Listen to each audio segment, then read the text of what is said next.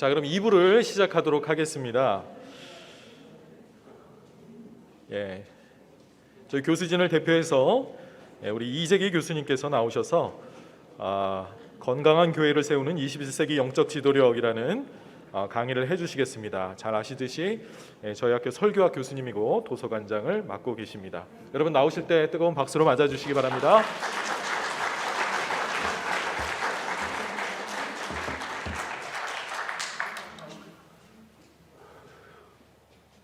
네, 반갑습니다. 시간이 지금 11시 20분이 다 돼가네요. 제가 알기로는 한 10시 40분, 10시 50분쯤 하기로 돼 있는 것 같은데 30분 정도 늦어졌는데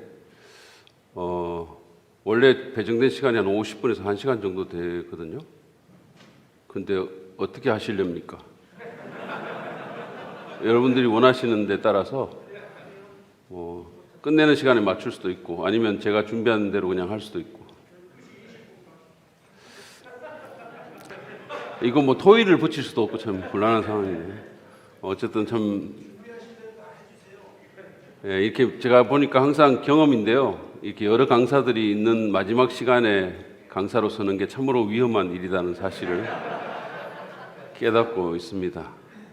쉽지 않네요. 네. 제가 이번 신학교 이 시간에 강사로 이렇게 해야 된다는 거는 사실은 제가 신학교의 그 신교의 시간표 보고 알았어요. 제가 거기 강사로 돼 있더라고요. 상당히 황당했습니다. 거기 제 이름이 있어가지고 제가 예전에 그 미국에서 공부하고 온 지 얼마 안 됐을 때 그 당시에 이제 김경주 목사님께서 친교 회장을 하셨는데 그분이 저한테 이렇게 전화를 하셔가지고 이 목사님 이번 친교에서 강의를 하십니다 이러시더라고요. 제가 한다고요? 그랬더니 네 하십니다 이렇게 얘기하시는 거예요. 그래서 완전 예언적인 선포같이 그래서 제가 이 성침에서는 이렇게 강사 섭외를 하는구나 하면서 상당히 놀란 적이 있는데 이번에는 그런 선포조차 없었어요. 그냥 제 이름을 거기 그냥 넣으셨습니다. 대단하신 것 같아요. 그래서 제가 준비한 것도 별로 없어서 준비할 시간도 별로 없어가지고 참 뭘 할까 고민을 하다가 리더십에 대한 주제를 좀 나누면 좋겠다 이런 생각이 들었습니다. 영적 리더십. 물론 그 마음 속에는 제가 이번에 쓴 신간이 리더십에 대한 거라 한 권이라도 책을 더 팔고 싶은 흑심도 조금 있었고요. 이걸 통해서. 근데 사실은 지금 신학교의 시간인데 신학교가 원래 이 리더들을 키우는 그런 곳이잖아요. 그래서 가장 적절한 주제이겠다 싶은 생각이 들었습니다. 우리 학교가 영적인 리더들을 키우기 위해서 있는 학교니까 그 학교의 시간에 그 주제를 다루는 것이 좋겠다는 생각이 들었고 거기다가 여기 앉아 계신 모든 분들은 거의 다 또 지역교회나 또는 기관을 책임지고 계시는 영적 리더들이시니까 리더에게 리딩하는 힘, 이끄는 힘, 지도하는 힘, 그것보다 더 중요한 게 어디 있겠습니까? 특별히 지금과 같은 불안정하고 변화무쌍한 그런 시대에는 리더의 역량이 평소보다 더 크게 중요하다고 생각합니다. 그래서 지금은 어떻게 보면 리더의 역량이 시험대에 오르는 것 같다는 생각이 듭니다. 보통 때는 어느 정도 사역이 예측 가능하고 또 이전에 해왔던 대로 이렇게 하다 보면 되는데 지금과 같은 때는 그럴 수가 없죠.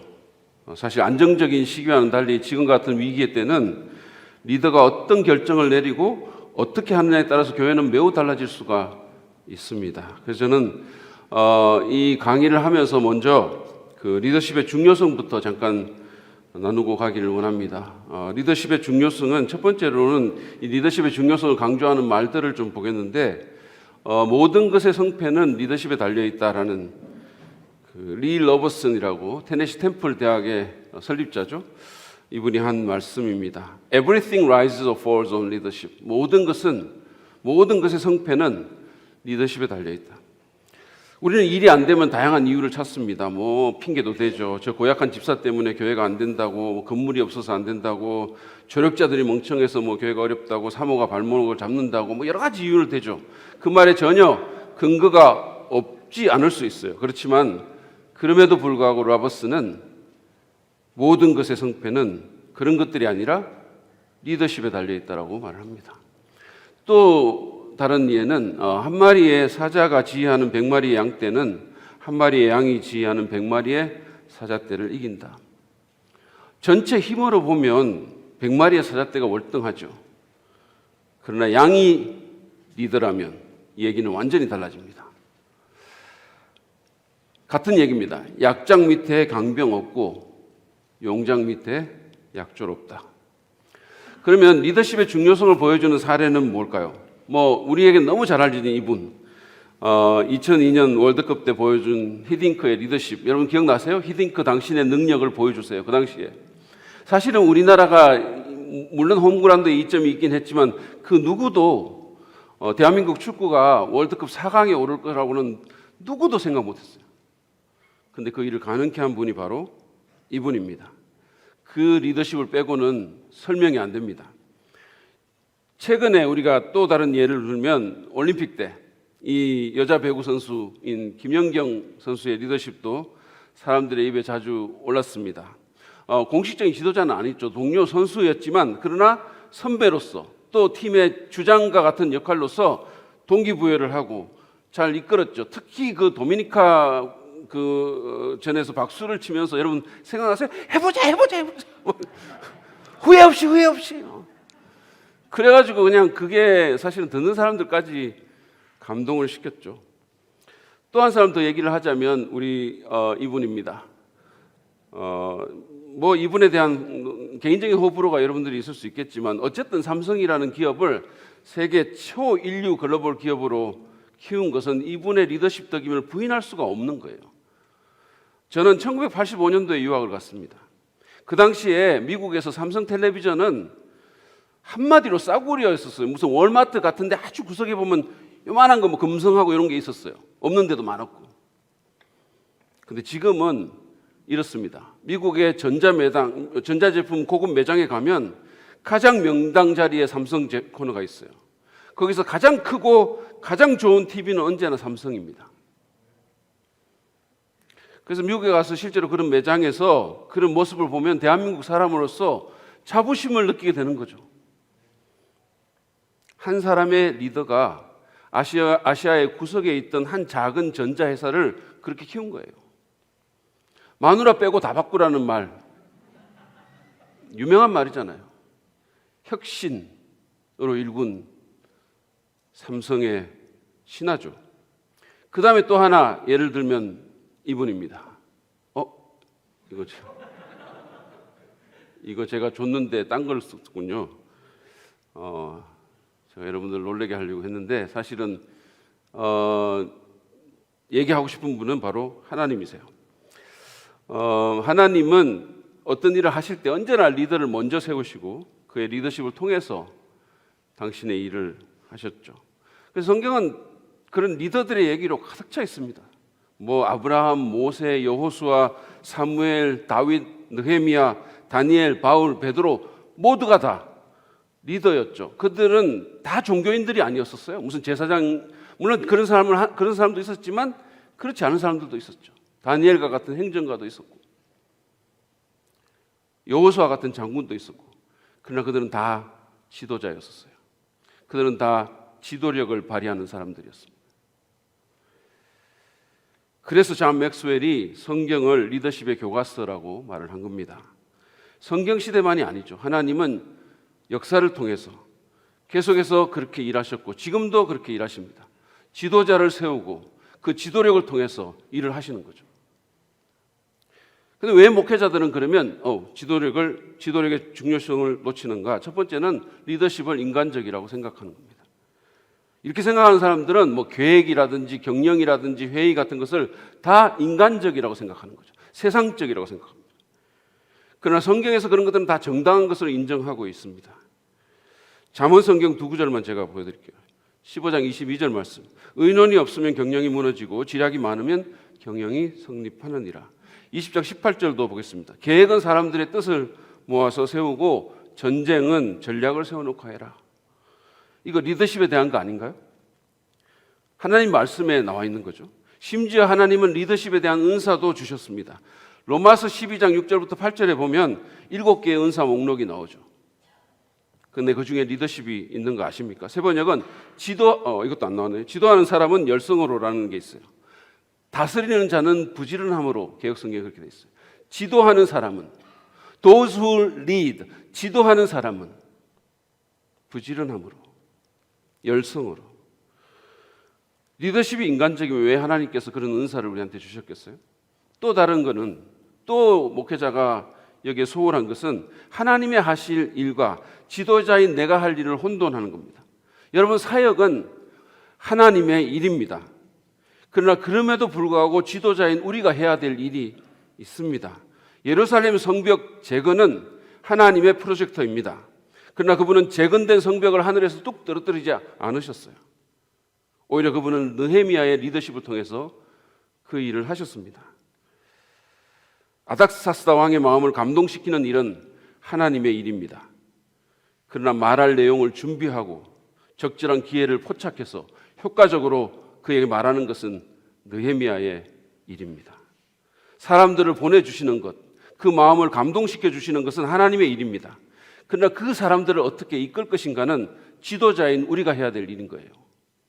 복음의 what은 지금 우리 이번 친구에서 계속해서 강조하고 있는 이 복음의 what, 그것은 하나님이 하시는 일이죠. 그러나 복음의 how는 지도자가 해야 될 일이에요. 그 복음을 복음되게 만드는 것. 또 다른 이유는 소위 영적인 활동으로 리더십을 대체하려 한다는 겁니다. 기도하고 말씀 묵상하고 복음만 전하면 된다고 생각하는 거죠. 물론 기도하고 말씀 묵상하고 복음 전해야 됩니다. 이것들은 목회자들에게 굉장히 중요한 일이죠. 그러나 그것으로 모든 게 다 커버되지는 않습니다. 느헤미야는 기도했지만 동시에 사람들에게 비전을 제시했고 동기를 부여했고 그들을 효과적인 그룹으로 나누어서 이끌었어요. 바울도 마찬가지입니다. 그는 전도했지만, 십자가의 능력으로 전도했지만 전략적으로 전도했어요. 말씀을 전했지만 동시에 교회의 리더십을 제공했습니다. 교회 예배의 질서를 잡았고 장로들을 세우는 등 교회의 조직적인 틀을 세웠죠. 네 번째 이유는 설교를 거의 모든 것으로 생각한다고 한다는 거죠. 여러분, 설교는 중요합니다. 바울은 자신의 영적인 아들이고 당시에 에베소에서 목회자로 사역하던 디모데후서 2장 15절에서 그대는 진리의 말씀을 올바르게 가르치는 부끄러울 것 없는 일꾼으로, 이것도 없네요. 일꾼으로 하나님께 인정을 받는 사람이 되기를 힘쓰십시오라고 권면했어요. 잘 아시는 말씀이에요. 제가 세 번역으로 읽어서 좀 낯설게 들릴지 모르겠지만 진리의 말씀을 옳게 분별하여 이렇게 돼 있죠. 진리의 말씀을 올바르게 가르치는 부끄러울 것 없는 일꾼으로 자신을 하나님께 드리라고 그랬잖아요. 말씀을 바르게 가르치는 것, 목회자가 하나님께 인정받는 중요한 조건이라는 겁니다. 그래서 우리 신학교에서 그 일에 집중하는 거예요.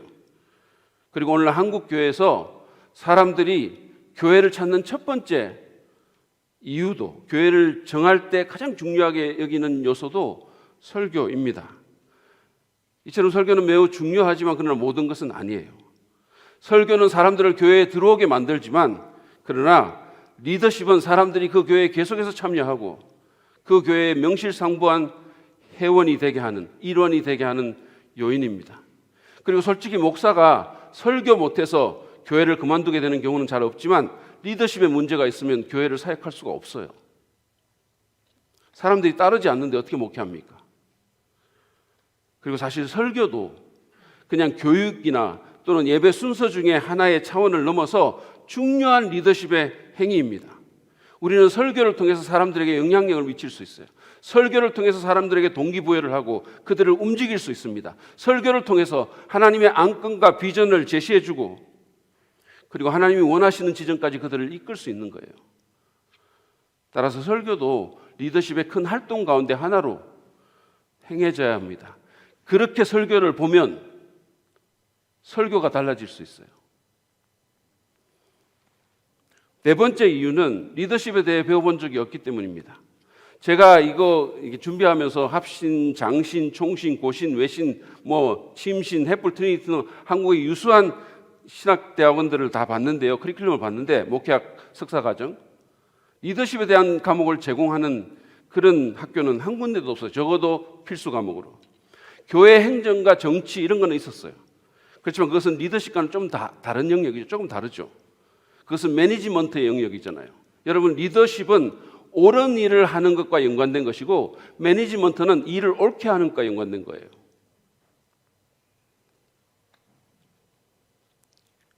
그나마 아신대가 아세아 연합신학대학인가 거기가 목회 리더십이라는 이름으로 목회학 과목을 제공하는 게 다였습니다. 배우지 못하니까 잘하지 못하고 당연히 관심도 없는 거 아니겠습니까?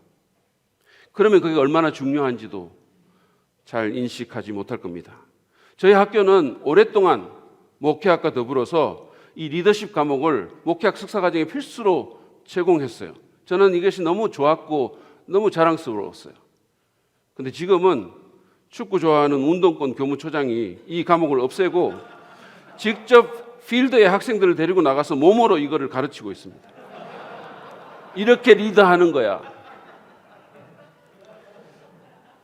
아무튼 신학교에서 배웠건 아니건 공적인 교육을 받았건 아니건 우리는 이 스스로가 이 중요한 사역의 영역에 대해서 책을 읽고 공부해야 됩니다. 끊임없이 자신을 성찰하고 내가 정말 올바른 리더인지를 봐야 되는 거죠. 리더십의 정의를 몇 가지를 좀 보도록 하겠습니다. 제가 빨리빨리 넘어갈게요. 이것도 정말 제가 오늘 아침인가 어딘가 뭐 줬는데 이걸로 좀 해달라고 했는데 제가 리더십이 부족해가지고 소통이 안 된 것 같아요. 제가 그냥 쭉 읽고 넘어갈게요. 리더십은 많은 사람의 힘을 결집하는 힘이며 꿈을 실현시키는 힘이다. 리더십은 추종자를 모을 수 있는 능력이다. 존 맥스웰이 두 개를 소개했습니다. 리더십이란 개인이 자신의 또는 팀이 자신의 목표나 아랫사람과 공유된 목표를 추구하기 위해 설득이나 모범을 통해 한 단체를 유도하는 과정이다. 존 가드너가 한 겁니다. 리더십의 핵심 과제는 하나님의 목표를 향해 하나님의 사람들에게 영향을 미치는 것이다. 로버트 클린턴이 한 얘기입니다. 영국의 필드 마샬이었던 장군이었던 버나드 몽고메리가 이런 말을 했습니다. 사람들을 공동의 목표로 모으는 능력, 리더란 길을 알고 앞서가며 다른 사람들이 그를 따라올 수 있게 만드는 사람이다. 미국의 대통령이었던 트루먼 대통령은 리더십이란 사람들이 원치 않는 것을 하게 할 뿐 아니라 그것을 좋아하게 만드는 능력이다. 기가 막히는 얘기죠. 그래서 리더십이 얼마나 어려운지. 하워드 핸드릭스 교수님은 리더십이란 자기가 어디로 가는지를 알며 다른 사람을 설득해서 그곳으로 같이 가게 만드는 능력이다. 우리에게 잘 알려진 블래커비는 영적 리더십은 사람들을 움직여 하나님의 일을 하게 하는 것이다. 사람들을 움직여서 하나님의 일을 하게 하는 것이다. NCD에서는 이렇게 정의합니다. 지도자가 조직의 목표를 효과적으로 달성하기 위하여 어떤 상황 속에서 구성원들로 하여금 자발적으로 목표를 향하여 행동하도록 하는 영향력. 억지로 하는 게 아니라 그들이 자발적으로 하도록 영향력을 행사한다는 거죠. 제가 제일 좋아하는 정의입니다. 제이 오솔 샌더스의 정의입니다. 간단해요. 리더십이란 영향력이다.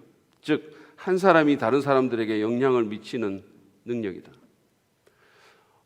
이외에도 굉장히 많은데 제가 이렇게 그 리더십의 정의들을 쭉 보면 많은 경우에 이것이 어떤 힘과 연관되어 있고 영향을 끼치는 힘, 사람들을 움직이는 힘, 특히 크리스천 리더십의 경우에는 영적 리더십의 경우에는 하나님의 안건과 하나님의 의제로 사람들을 끌고 가는 힘. 리더십은 영향력입니다. 영적 리더십은 영적 영향력입니다. 여러분은 누군가에게 영향력을 미치고 있으십니까? 누군가가 여러분의 영향을 받고 여러분을 따르십니까? 그게 리더십이에요. 어떤 지위가 있는 게 리더십이 아니고 지위가 있으면 사람들이 따르긴 따르는데 억지로 따르죠. 속으로 욕하면서 따르고 동기가 부여되지가 않는 거죠. 이런 속담이 있어요. 스스로 지도자라 하더라도 생각하더라도 따라오는 사람이 없다면 그저 산책을 하고 있는 것이다 그랬어요. 자기 혼자서.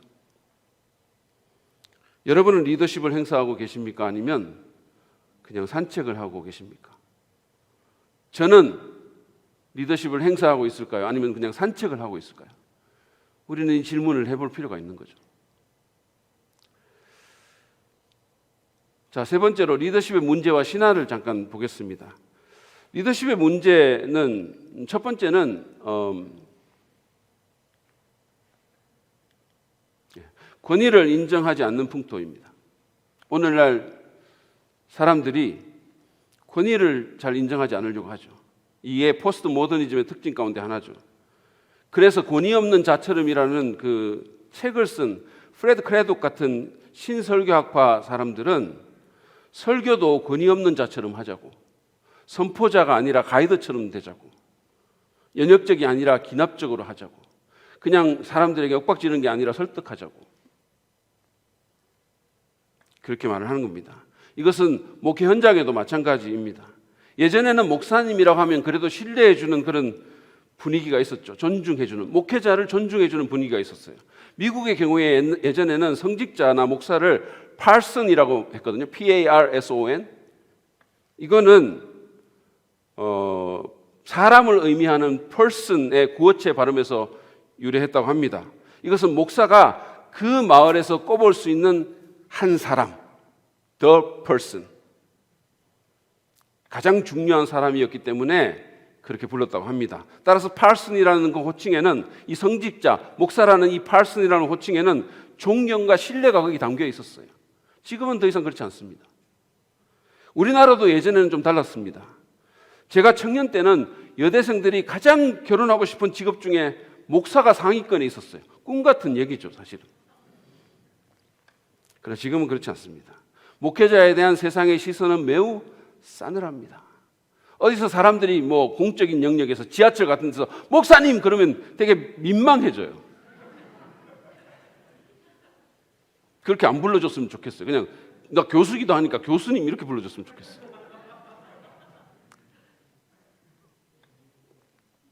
이것은 교회 안의 경우도 그리 다르지 않습니다. 여러분, 존경과 신뢰는 그저 생기지 않죠. 저절로 오지 않습니다. 예전에는 그래도 목회자가 가면, 담임 목사가 되면 이 존경하고 신뢰하는 그런 부분들이 좀 어느 정도는 있었는데 요즘 사람들은 좀 안 그런 것 같아요. 젊은 세대일수록 더 그래요. 얻어내야 됩니다. 제가 김택수 목사님의 후임으로 지금 제가 섬기는 교회 가고 나서 얼마 안 됐을 때 일입니다. 우리 모치님들이 교제하는 곳을 이렇게 지나가다가 우연히 들었는데 한 모치님이 전에 목사님은 커피도 다 줬는데 이러더라고요. 그분이 아마 제가 오는 걸 보고 의도적으로 그렇게 말을 했는지 모르겠어요. 그게 무슨 뜻일까요? 새로운 목사 저거 이상해 이런 거 아닙니까? 저는 그분들의 신뢰를 얻어내어야 했었어요. 그 옛날 따뜻한 목사님의 향수에 잠겨있는 그분들. 근데 이게 후임자뿐만 아니라 모든 목회자의 문제입니다. 두 번째는 변화의 시대라는 겁니다. 너무 많은 변화가 너무 빠른 시기 내에 일어나고 있습니다. 엘빈 토플러는 지난 2000년 동안의 변화보다 100년 사이의 변화가 더 많았다고 지적하죠. 여러분 생각해 보십시오. 지난 수천 년 동안 사람들은 짐승이나 또는 짐승이나 사람이 끄는 어떤 그 수레차 같은 걸 탔죠. 아니면 걸어 다니거나. 그러다가 불과 100년 전에 사람이 엔진에 의해서 움직이는 그런 기계를 타고 움직이게 된 것입니다. 자동차, 기차, 비행기. 제가 유학을 하던 1980년대나 90년대만 하더라도 90년대 초만 하더라도 한국어로 전화하는 게 정말 쉽지 않았어요. 80년대 초중반에는 우체국에 가서 국제 전화하는 거예요. 그러니까 막 유학 보내놓고 막 부모님 가슴이 타가지고 애가 어떻게 된지 알지 못하고 한 달 지나가지고 막 우체국 가서 막 어머니 뭐 이런 상황인 거죠. 근데 지금은 세상 어디에 있든지 바로 옆에 있는 것처럼 얼굴 보면서 소통 다 할 수 있잖아요. 바로 가고 미국에 내렸어 뭐 보여주고. 문제는 이런 변화의 속도를 교회와 리더들이 잘 따라잡지 못한다는 거죠. 엘빈 토플러는 부의 미래라는 자신의 저서에서 각 각 기관들 사이의 속도의 충돌에 대해서 말을 합니다. 이를테면 기업은 시속 100마일로 움직이는데, 그래서 혁신을 거듭하는데, 정부 조직이나 관료 조직 같은 경우는 시속 20-30마일로 움직일 따름이라고 그는 지적했어요. 토플러는 이런 속도의 차이가 상호 충돌을 야기하고 변화의 흐름을 저해하고 세상의 위기를 만든다라고 진단을 했습니다. 저는 이 글을 읽으면서 교회의 속도는 얼마나 될까? 교회는 시속 몇 마일로 움직이는 걸까? 그런 생각을 했어요. 물론 교회의 경우에 모든 변화가 다 좋은 것은 아니에요. 지킬 것은 지키고 움직이지 말아야 될 것은 움직이지 말아야 되는 게 목회자의 임무이기도 합니다. 그러나 변해야 되는 것은 변해야 되는 거예요. 우리가 변해야 될 것을 변하게 하지 못할 때 안 변해야 되는 게 변하게 되는 겁니다. 진짜예요. 변해야 되는 것을 마땅히 변하게 하지 못할 때 변하지 말아야 될 것이 변해버리는 거예요. 또 다른 어려움은 예측 불가능성입니다. 이것은 앞의 문제, 변화의 문제하고도 연관이 되어 있어요. 인간으로서 우리가 미래를 정확하게 예측할 수는 언제나 없었죠. 그렇지만 지금은 그 정도가 더 심합니다. 변화의 양이 적고 속도가 빠르지 않을 때는 그래도 어느 정도 예측이 가능했죠. 안정적으로. 지금까지 해왔던 방식으로 이렇게 어느 정도 하면 되죠. 그러나 지금은 더 이상 그런 과거의 방식이 잘 먹히지 않고 너무 빨리 변하는 거죠. 저는 신학교 석사 과정 때 미국에서 그 방면의 전문가이신 분에게 OHP 필름 만드는 그걸로 프레젠테이션 하는 수업을 들었어요. 그리고 나중에 한국에 들어가면 이걸로 이 직접 전문가에서 배운 이 최신 기술로 교회를 뒤집어 놓겠노라 기염을 토했습니다. 그러나 박사 과정 후에 제가 한국에 들어왔을 때 OHP는 사양길에 접어들었고 곧 사라져 버렸어요. 제대로 한 번도 써보지도 못했어요. 사실 이 예측 불가능성을 코로나 사태보다 더 잘 보여준 경우는 없죠. 여러분 생각해 보십시오. 이런 일이 있을 거라고 누가 상상이나 했겠습니까? 전부 마스크 쓰고 자리 띄우고 못 나오고.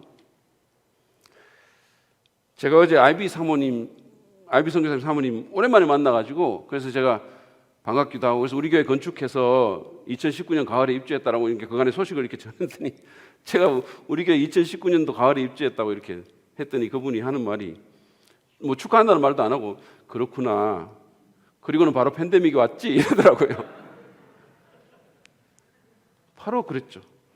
그래서 모든 게 멈추고 목회 계획을 수정할 수밖에 없었죠.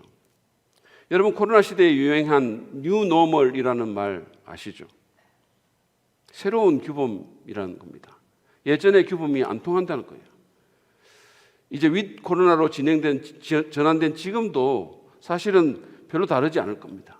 앞으로 사회가 어떻게 되고 그 사회 가운데 교회는 어떤 방식으로 사역해야 될지 정말 예측하기 어렵습니다. 전문가들은 코로나가 지구상에서 다 사라져도 세상은 결코 코로나 이전으로 돌아가지 않을 거라고 하곤합니다. 이런 예측 불가능성이 리더십을 더욱 어렵게 만듭니다. 그리고 마지막으로 목회 현장의 실질적인 어려움이에요. 여러분 인구는 감소하고 있고 교회는 마이너스 성장을 하고 있습니다. 우리나라 20, 30대의 탈종교화 현상은 심각합니다. 굉장히 갈목할 만한 속도로 진행되고 있어요. 사람들은 물질적인 풍요로움에 젖어서 영적인 필요를 잘 못 느낍니다. 실제로 국민소득이 어느 나라든 10,000불이 넘어가면 10,000불이 넘어가면 전도가 잘 되지 않는다는 사회학적인 통계가 있어요. 거기다가 교회는 신뢰라는 자산을 쌓는 데 실패했습니다. 코로나 사태를 겪어오면서 교회는 이기적이고 비합리적인 종교라는 오명을 뒤집어 썼고 종교 가운데 비호감도가 가장 높은 그런 종교가 됐습니다.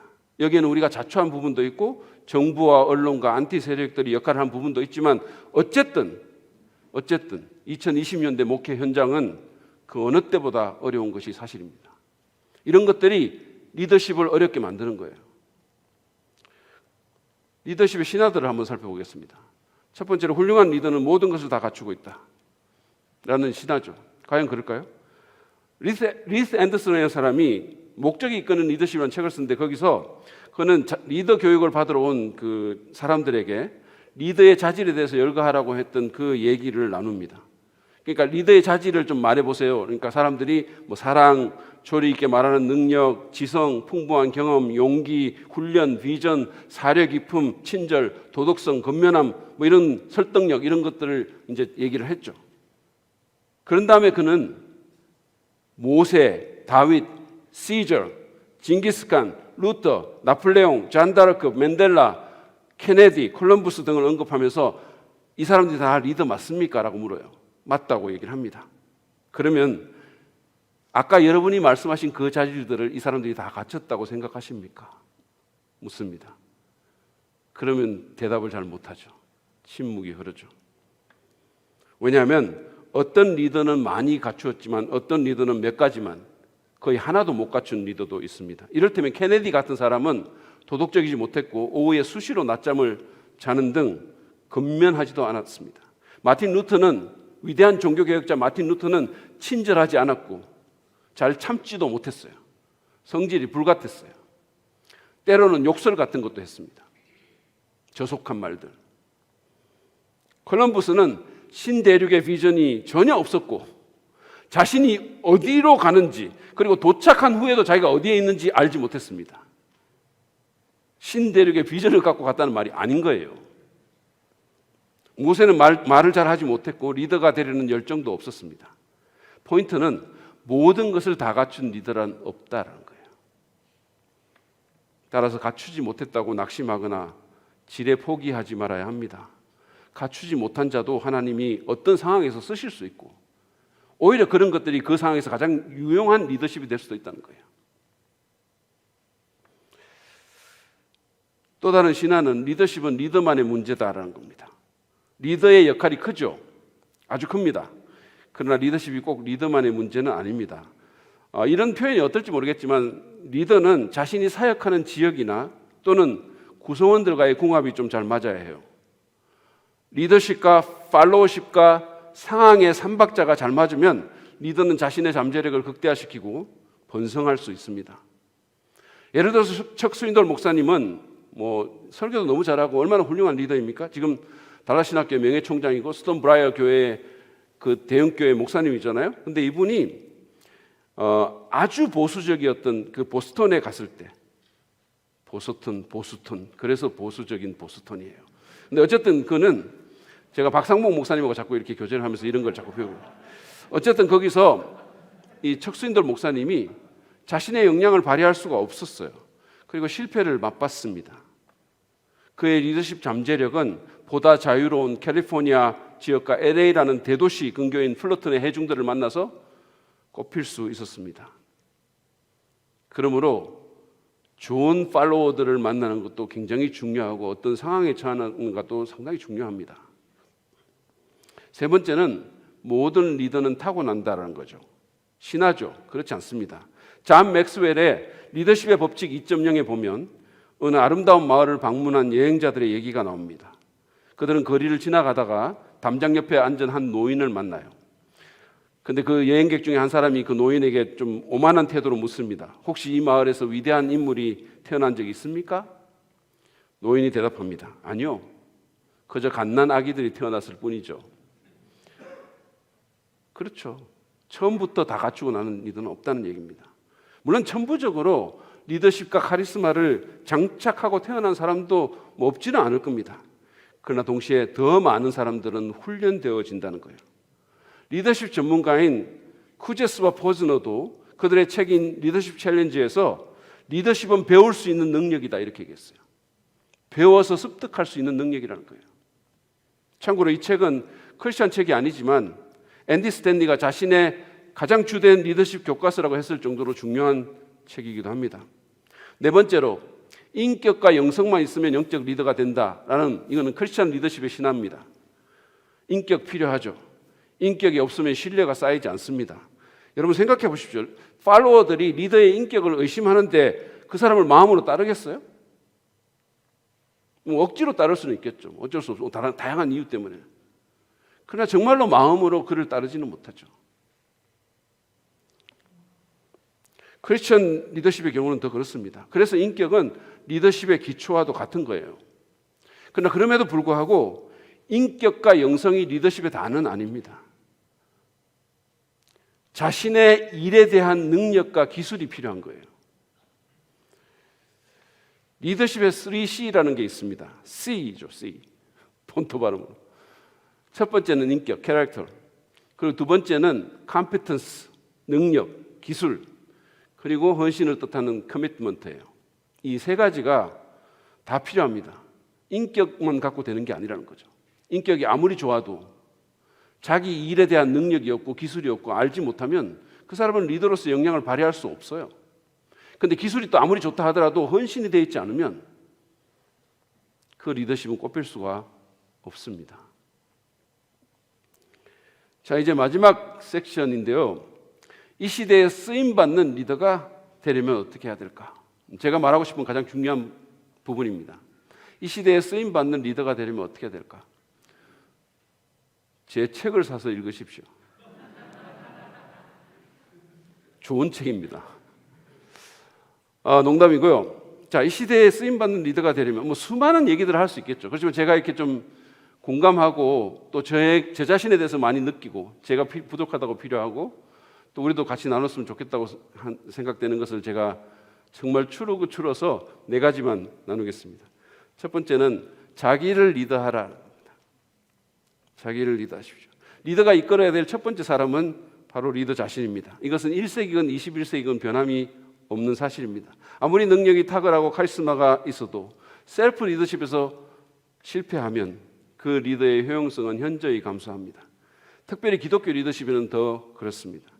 수많은 사람들을 이끌었지만 자기를 이끌지 못해서 비참한 결말을 맞은 그런 리더들이 얼마나 많습니까? 반대로 자기를 이끄는 일에서 성공했기 때문에 사람들의 신뢰를 얻고 다른 사람들도 더 잘 그리고 이끌고 있는 리더들은 또 얼마나 많습니까? 기독교 역사상 가장 뛰어난 리더로 평가받는 사도 바울은 그 비밀이 바로 탁월한 셀프 리더십에 있었습니다. 그는 자기를 쳐서 복종시킨다라는 무서운 말과 함께 나는 날마다 죽노라라고 말하기도 했어요. 저는 날마다 너무 살아서 문제인데 이 사람은 날마다 자신의 욕심과 성질과 자랑과 쓸데없는 자존심과 부패한 성품과 독기설인 말을 죽음에 넘기운다라고 말을 했습니다. 많은 사람들이 잘 인식하지 못하지만 리더십에 대한 바울의 가장 위대하고 탁월한 말은 고린도전서 11장 1절의 말씀이에요. 내가 그리스도를 본받는 자 된 것 같이 너희는 나를 본받는 자 되라. 이 사람은 그냥 나를 본받아라라고 말하지 않았습니다. 그냥 나를 따르라고 말하지도 않았어요. 내가 그리스도를 본받는 자 된 것 같이 너희는 나를 본받는 자가 되라고 했습니다. 그렉 옥던의 표현을 빌리자면 그는 이끄는 제자였었어요. 그냥 제자가 아니라 이끄는 제자, 또는 그냥 이끄는 자가 아니라 이끄는 제자였습니다. 그는 남들에게 나를 따르라고 말하기 전에 자신을 쳐서 스스로가 그리스도를 따르는 사람이 되게 했습니다. 제임스 쿠제스와 베리 포즈는 셀프 리더십을 통해서 말뿐 아니라 삶으로 본을 보이는 리더십이 왜 그토록 필요한지에 대해서 이렇게 말을 합니다. 한번 보십시오. 들어보십시오. 성경에는 좋은 말이 가득하다. 성경 안에는 온갖 지혜가 담겨 있다. 그러나 그저 성경을 큰 소리를 읽는다고 해서 믿을 수 있는 리더가 되는 것은 아니다. 아무리 고상한 말이라도 그것으로는 충분하지 못하다. 리더가 다른 사람들을 동원하기 위해 할 수 있는 가장 강력한 일은 공통의 가치를 개인적 행동으로 구현함으로 모범을 보이는 일이다. 리더들은 언행이 얼마나 일치되는가에 의해서 평가받는다. 곧 말한 것을 실천하는 것에 의해 평가받는 것이다. 리더가 본을 보이는 것은 비전과 가치를 구체화시킨다. 교회 내의 비전을 또는 가치를 구체화시키는 것은 리더의 본에 달려 있다는 거예요. 말에 달려 있는 게 아니라. 그것으로 그들이 개인적으로 헌신되어 있고 유능하다는 증거를 제시해 준다. 근데 문제는 이게 쉽지 않다는 거죠. 존 맥스웰은 리더십 골드라는 자신의 책에서 리더로서 당신에게 가장 힘든 일이 무엇입니까? 라는 질문을 받고 나를 올바른 길로 인도하는 겁니다. 지금까지 리더로 일하면서 내게 그것만큼 힘든 일은 없었습니다라고 대답했습니다. 그러면서 그는 자신의 경험을 바탕으로 네 가지 조언을 하는데 첫째는 팔로우십을 배우라고 했습니다. 다시 말해서 자신이 먼저 순종하는 법을 배우라고 하는 거죠. 자신이 먼저 순종하는 법. 그래서 우리가 복종하는 영이 있는 게 굉장히 중요한 거예요. 지도자가 어딘가 복종하지 않으면 교만하게 되죠. 오만하게 되죠. 가장 최고의 권위는 그리스도니까 그리스도에게 팔로잉 하는 것을 배우고, 사실은 인간적으로도 멘토가 있는 게 좋습니다. 아니면 자기가 단 줄 알죠. 자기는 하면 모든 거 다 잘할 줄 알죠. 두 번째는 인격과 자제력을 키우는 것에 집중하라는 겁니다. 세 번째는 조바심을 내지 말고 인내하라고 합니다. 셀프 리더십을 위해서 조바심을 내지 말고, 자기 자신에 대해서도 조바심 내지 말고, 상황에 대해서도 조바심 내지 말고 인내하라는 거예요. 이게 빨리빨리 쉽게 되는 일은 아니니까. 그리고 마지막으로는 자기 자신을 믿지 말고 다른 사람들의 조언을 구하고 받아들이는 것이 필요하다고 했어요. 그런데 제가 제 개인적인 경험인데, 지도자가 될수록 누군가의 조언을 받기가 너무 힘든 거죠. 지도자가 될수록. 그게 참 위험한 것 같아요. 그게 너무 필요한데, 다른 사람의 조언을 받고 구하고 받아들여야 되는데 그럴 사람이 없는 거죠. 엄마가 뭐라고 말해주면 너무 좋겠는데, 현실입니다. 우리 자신도 끊임없이 변화합니다. 외모도 바뀌지만 안의 세포도 바뀌어요. 여러분, 우리 인간의 신체는 30조 안팎의 세포로 이루어져 있는데 하루에 평균 약 3,300억 개가 교체된다고 합니다. 놀라지를 않으시네요. 놀라운 사실이에요. 그래서 80일 정도가 되면 전체 세포가 완전히 물갈이 된다는 거예요. 세포의 측면으로 보면 완전히 딴 사람이 된다는 겁니다. 그뿐입니까? 성품도 변합니다. 얼마 전에 우리 최충환 교수님이 저한테, 자기 신임 교수 때는 제가 좀 날카로웠는데, 막 깐깐하고 날카로웠는데 지금은 말년이라서 그런지 훨씬 부드러워졌다고 말을 했어요. 최 교수님 어디 있습니까? 말년이라서 그런 게 아니라 성화돼서 그런 거예요. 여러분, 우리 자신도 변합니다. 그리고 앞에서 언급했듯이 지금 우리가 살고 있는 세상은 놀랍게 빠른 속도로 변화하고 있어요. 그래서 리더는 변화를 잘 다루어야 되고, 변화에 무조건 저항하고 변화를 제대로 다루지 못하는 리더는 지금과 같은 시대에는 제대로 쓰임받기가 굉장히 어렵습니다. 여러분, 변화를 잘 다루는 것은 쉬운 일이 아니죠. 우리 안에는 안정에 대한 욕구가 있고 현상 유지에 대한 그걸 바라는 멘탈리티가 언제나 있기 때문입니다. 하워드 핸델스 교수님이 쓴 창의력이 자라는 리더십 혁명이라는 책을 보면 피아노가 너무 이상한 위치에 놓여 있는 한 교회에 대한 얘기가 나옵니다. 많은 목사가 그것을 옮기려고 시도를 했는데 피아노가 너무 이상한 데 있으니까 교인들의 저항으로 하지 못하고 오히려 분쟁에 휘말려 쫓겨나고 했어요. 그런 가운데 한 새 목사가 부임을 했습니다. 그는 매주마다 5cm씩 그거를 옮겼어요. 그래서 1년 만에 자기가 원하는 자리에 그것을 옮겼다고 합니다. 핸델스 교수님은 그 교회 성도들이 제일 좋아하는 찬송이 결코 요동하지 않으리라는 거예요. 어느 분야를 막론하고 리더들은 변화에 대한 저항을 경험합니다. 쿠제스와 포즈너는 이렇게 말했어요. 모든 시스템은 무의식 중에 공모하여 현상 유지로 변화를 막아내려고 한다. 그러면 어떻게 변화를 잘 다룰 수 있을까요? 이 주제만으로 제가 여러 시간을 보낼 수 있는데 간단히 몇 가지만 언급하겠습니다. 우리는 주변 세상의 변화를 눈여겨보면서 그것에 능동적으로 대처할 필요가 있습니다. 안 그러면 고집을 부리면서 시기를 놓치고 주도권을 내어주다가 결국은 변화를 강요당하게 될 것입니다. 또 하나는 본질과 비본질을 구분하는 거예요. 이것과 연관해서 제게 가장 도움이 됐던 것이 바로 앤디 스탠리가 노스포인트 교회 이야기에서 한 말입니다. 교회가 부름받은 사명과 현재 행해지고 있는 모델을 혼돈하지 말라는 거예요. 다시 말합니다. 교회가 부름받은 사명과 현재 행해지고 있는 사역 모델을 혼동하지 말라는 겁니다. 다시 말해서 사역의 특정한 모델과 또는 프로그램과 사랑에 빠져서 사명을 이루지 못하거나 또는 심지어 사명을 내버리는 우를 범하지 말라는 겁니다. 그는 이렇게 정리를 했어요.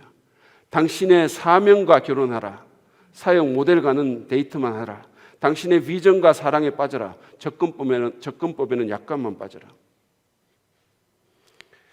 바람직한 변화 창출과 연관해서 한 가지만 더 얘기를 하자면 유연성과 인내심을 가지고 분위기 조성을 잘 하라는 겁니다. 하나님께서 사람들의 마음을 움직여 주시도록 기도하고 프로그램이나 예배 장소 같은 것을 바꾸기 전에 사람들의 가치를 바꿔야 됩니다. 무엇보다도 현상 유지에 대한 중요한 불만을 인식시킬 필요가 있어요. 거룩한 불만족을 심어줄 필요가 있는 겁니다. 사람들은 인식하지 못하거든요. 잘 뭔가 바뀌어야 되는 게 있고 뭔가 불만스러운 게 있는데도 거기에 익숙해지면 인식하지 못하는데 리더의 역할은 그것을 찾아내서 그들로 하여금 거룩한 불만족을 느끼도록 만들어줘야 되는 거죠.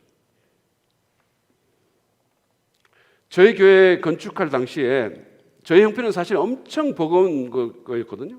그럼에도 불구하고 큰 어려움 없이 그것을 이룰 수 있었던 것은 성도들이 그런 것들을 인식했고 현상 유지에 대한 불만을 자기들이 가졌기 때문이에요.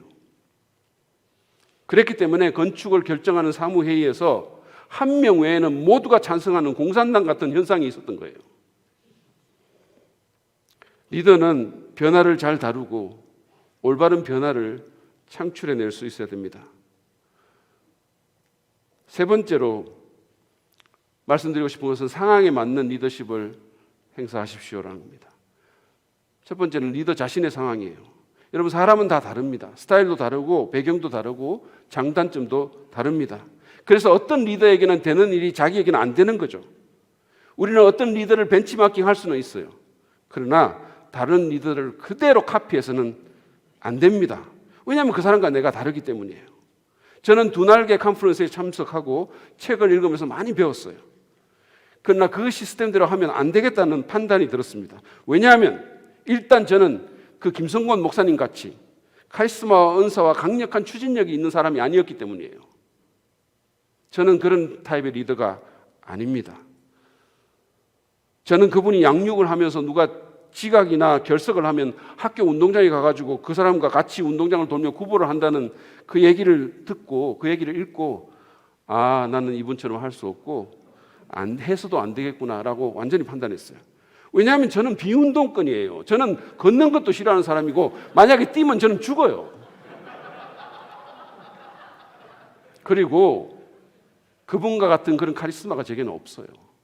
저는 사람들을 푸시하는 리더가 아니에요. 여러분 사람마다 특별한 은사와 자신만의 장점이 있습니다. 그 강점이 무엇인지를 발견하고 그 강점으로 자신의 강점으로 리더하면 되는 거예요. 그게 가장 효과적인 방법이라고 생각합니다. 두 번째는 추종자들의 상황을 파악해야 됩니다. 리더의 상황도 다르지만 추종자들의 상황도 다 다릅니다. 제가 아까 그 두 날개 시스템 얘기를 했는데 그게 안 되겠다고 생각했던 첫 번째 이유는 리더인 제 자신의 문제였고 두 번째 이유는 우리 교회 성도들 때문이었었어요. 당시에 우리 성도들의 전체적인 헌신도를 고려해 봤을 때 이 프로그램을 돌리면 반드시 부작용이 나겠다는 판단이 들었어요. 그래서 안 했습니다. 사실 제가 무슨 두 날개하고 원수신 게 아니고 그거를 해서 되는 교회들이 있어요. 잘하신 어제 우리 울산교회는 잘했다 그랬잖아요. 근데 저는 우리 교회로서는 안 되겠다는 판단이 들었어요. 그 당시에는 적어도. 저는 다양한 세미나나 어떤 사역 컨퍼런스 같은 데 가서 배우고 시스템이나 운동 같은 것에 대해서 공부하기도 하는데 한 번도 그 시스템을 그대로 도입해 본 적은 없었어요. 대신에 배운 것을 제 나름대로 정리를 해서 우리 공동체나 성도들의 상황에 맞게 적용하는 길을 택했습니다. 우리는 추종자들의 상황을 고려하고 그들에 맞게 인도해야 합니다. 비전을 제시하고 그들이 도전을 받아들이도록 이끄는 것은 반드시 필요합니다. 그러나 리더가 너무 앞서서 나가면 추종자들은 좌절하죠. 걷지도 못하는 사람들에게 뛰자고 말을 하면 그 사람들 나가 떨어집니다. 예수님도 제자들에게 할 말이 많지만 지금은 너희가 감당할 수 없기 때문에 안 하겠다고 말씀하시지 않았습니까? 그리고 또 유념해야 할 것은 같은 교회의 성도라고 하더라도 다 같은 헌신도를 지니고 있지 않다는 사실이에요. 어떤 사람은 교회의 모든 모임에 빠지지 않고 나오고 무슨 새벽기도, 헌금 뭐 다 할 수 있지만 어떤 사람은 주일 예배 한 번 나오는 것도 쉽지 않아요. 그러므로 그 사람의 영적 상황과 헌신도를 고려해서 지혜롭게 요구하고 지혜롭게 이끌어야 됩니다.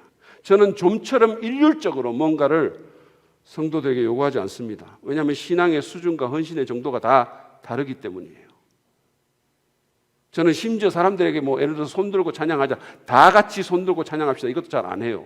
왜냐하면 손 드는 거 싫어하는 분이 반드시 있기 때문이에요. 그게 힘든 분이 있기 때문입니다. 우리는 각 사람의 상황에 맞게 한 단계씩 올려주려고 애를 씁니다. 정기적으로 주일 예배를 못 오는 사람은 예배 참석이라도 정기적으로 할 수 있도록 돕고, 정기적인 예배 참석자는 영적 성장을 위해서 소그룹 교제와 큐티와 흥금과 같은 영적 습관을 기르도록 돕는, 그리고 또 그렇게 하는 사람은 봉사하도록 이끄는 한 단계적 리더십이 우리에게 필요하다는 겁니다. 이제 진짜 마지막이에요. 승리를 정의하고 경축하십시오. 저는 이것을 우리 앤디 스탠리 목사님에게 많은 통찰을 얻었는데, 사실은 이 부분도 많은 리더들이, 특별히 많은 크리스천 리더들이 간과하고 있는 부분이라고 생각합니다. 리더는 자기가 이끄는 공동체를 위해서 승리를 정의해 줘야 돼요. 뭐가 승리인지, 무엇이 승리인지도 모르는데 어떻게 이기겠습니까?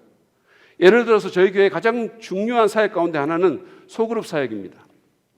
우리는 그 소그룹을 셀 목장이라고 하는데, 그 사역의 승리는 무엇일까요? 사람이 많이 모이는 걸까요? 아닙니다. 소그룹은 사람이 그저 많이 모이는 것을 승리로 삼아서는 안 됩니다. 그래서 저는 우리 교회 소그룹의 성공을 목장 사역의 승리라는 이름으로 이렇게 정의를 하고, 새 목자를 교육하는 목자 학교에서 반드시 나눕니다. 이렇습니다. 궁극적인 승리, 소그룹 환경을 만들어 사람들이 그 안에서 참된 교회를 경험하고 서로의 관계 속에서 영적으로 성장하게 한다. 측정 가능한 승리, 목원들이 모임에 잘 출석한다. 목원들 사이의 관계가 형성된다. 모임에서 삶이 나누어지고 말씀의 적용이 장려된다. 목원들이 목장 내에서 사역을 맡아서 한다. 비그리스도인을 초청한다. 예비 리더가 준비되어 있다. 리더들이 재훈련을 받는다. 목장이 분립개척된다. 이와 같이 저는 우리 교회 모든 사역팀에, 목장뿐만 아니라 모든 사역팀에 뭐가 참된 승리인지, 뭐가 진짜 성공인지를 정의해 주려고 애를 썼습니다. 승리와 연관해서 또 하나 매우 중요한 것은, 목회자가, 리더가 그것을 정의해 줄 뿐만 아니라, 설명해 줄 뿐만 아니라 승리를 경축하는 겁니다. 아주 작은 것이라도 그냥 지나치지 않고 하나님께 감사하면서 같이 경축하면 공동체의 사기가 올라갑니다. 그러면 사람들은 그런 승리를 맛보고 싶어서 기도하고 헌신하죠. 그래서 저는 우리 교육자들, 그리고 목자님들, 또 집사님들하고 모임을 가질 때 그런 것들을 의도적으로 얘기를 하면서 그분들의 주의를 실패나 패배가 아니라 승리에 돌리게 합니다. 아주 작은 것도 얘기를 해요. 이를테면 이런 겁니다. 얼마 전부터 저희 교회를 이렇게 정기적으로 출석하는 젊은 부부가 있어요. 남편은 신앙이 좋은데 부인이 믿지 않습니다. 놀랍게도 그 부인은 목회자의 딸이에요. 그런데 이 자매가 신앙을 갖고 있지 않은데 그 부모로부터 받은 상처가 큰 것 같았어요. 한 예를 들면, 이 자매가 꿈을 갖고 열심히 공부를 해가지고 한국 뉴스의 S대에 합격을 했는데 자기 부모가 너는 하나님에 대해서도 배워야 돼 그러면서 한동대에 억지로 보냈다는 거죠. 강제로. 너무 억울하고 서러워서 잠도 못 자고 한동대 새벽기도에 잠을 못 자니까 막 울 때가 필요해서 한동대 새벽기도에 가서 울고 있는데, 지금 남편이 거기서 새벽에 울고 있는 자매를 보고 신앙이 엄청 좋은 줄 알고 사귀게 돼서 결혼까지 한 거예요. 그 자매는 남편 때문에 가끔씩 교회에 왔지만 말씀을 듣지는 않았어요. 그러다가 어느 순간부터 조금씩 말씀을 듣게 되고 새가족반까지 하겠다고 했습니다. 자기 남편에 의하면 꾸준히 예배에 나오고 새가족반을 하는 것 자체가 기적이라고 했어요. 얼마 전에 새가족반 끝냈어요. 5주간의 새가족반을 끝내면 등록 원서를 본인이 직접 이렇게 적는데 첫 번째 질문이 구원에 대한 질문입니다. 근데 여러분, 그 자매가 뭐라고 썼는지 아십니까? 예수 그리스도를 개인의 구주요 주님으로 믿습니까? 라는 질문에 체크를 했어요. 그리고 갈로 열고 10%라고 쓴 거예요. 10%. 그리고는 제 아내와 같이 개인적으로 복음방 공부를 하겠다고 했어요. 나머지 90%를 채우기 위해서입니다. 이거 작은 거죠. 그렇지만 저는 이런 거 성도들과 나눠요. 목자들과 나누고 집사님과 나누고. 이건 승리니까, 하나님이 하신 일이니까. 하나님이 철옹성 같았던 그녀의 마음을 녹이는 일을 시작하셨기 때문에 이런 작은 승리를 나누면 교회 내에 패배주의가 사라지고 하나님께서 우리 가운데 행하실 일에 대한 기대감이 가득 차게 되는 겁니다. 이제 강의를 마치면서 저는 예전에 한 방송에서 인기리에 방영되었던 나는 가수다라는 그 프로그램에 대해서 잠깐 언급을 하려고 합니다. 그 프로그램은 그 타이틀처럼 가수들에게 가수의 참 정체성이 무엇인지 깨닫게 해줬습니다. 우리도 그래야 됩니다. 우리는 복음 공동체의 리더로서 우리의 정체성을 분명히 인식해야 됩니다. 여러분 기억합시다. 나는 리더다. 여러분도 지도자입니다. 하나님 나라를 위해서, 복음을 위해서 사람들에게 선한 영향력을 끼쳐서 그들이 복음을 위해서 살고 하나님의 안건을 수행하게 만들어야 하는 책임이 있는 사람들입니다. 그 일을 위해서 하나님이 우리를 부르셨고 교회의 리더로 세우셨습니다. 우리는 그 사명을 잘 감당하고 있습니까?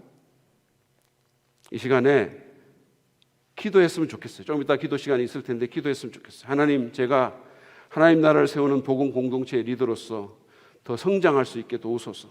사람들에게 선한 영향을 미쳐서 그들이 복음을 위해, 하나님 나라를 위해 움직일 수 있게 저를 사용해 주시고 주님 오시는 그때까지, 그날까지 계속해서 이 길을 갈 수 있도록 인도해 주십시오. 우리 그렇게 좀 결단하는 그런 시간을 가질 텐데요. 먼저 우리 좀 찬송하고 우리 친교회장 나오셔서 기도의 시간을 잠깐 이렇게 진행하시도록 그렇게 하겠습니다. 주님 다시 오실 때까지 함께 좀 찬송하면서 주님 앞에 우리 자신을 드리고 지도자로서 하나님 저를 사용해 주십시오. 주님 오실 때까지 이 길을 잘 갈 수 있도록 인도해 주옵소서. 우리 함께 찬송합니다.